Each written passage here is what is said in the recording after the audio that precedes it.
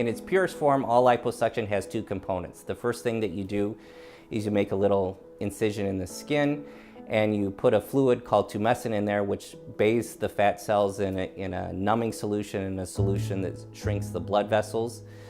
And then after that, you put a second tube in there that's got suction on it that sucks out the fat. All forms of liposuction have those two components. Now there's a lot of different variations to it. Sometimes it can be done in the office for smaller volumes. Sometimes we do it in the hospital under heavier sedation if we're doing larger areas or larger volumes of treatment. Well, unfortunately, I explained, usually you're not going to lose much weight. It may look like you've lost a lot because we've contoured the areas that you're concerned with, but the actual weight loss on the scale is going to be very minimal. I also explained that this is really purely an issue for contouring. It's not, by getting rid of this fat, it's not going to do anything to make you healthier or live longer. People also ask, when will I see the results? Well, you will see some results right away, but I usually tell people it takes up to 6 months to see the final result. It takes quite a while for the last bit of swelling to go away. In addition, we need the skin to shrink and contract back after we've taken out the volume.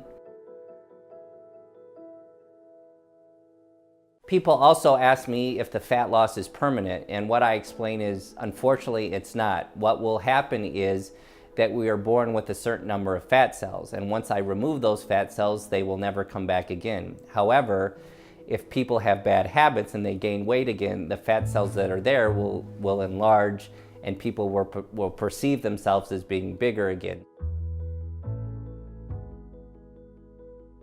I think a key thing that I try to stress to all my patients who are looking for liposuction is the best candidates are people that are generally pretty healthy. They just have one or two areas that don't seem to go away with diet and exercise.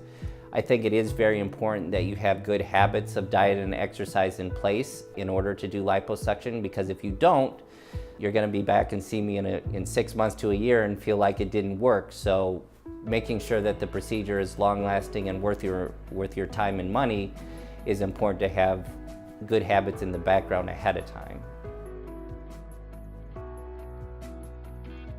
So the recovery from the lipo is generally pretty simple. I don't really have many restrictions that patients have to do afterwards. We do ask that they wear a garment, which will help with the swelling and help to shape the areas that we've contoured. Most people are a little bit sore, but generally can go back to most typical jobs within a few days afterwards.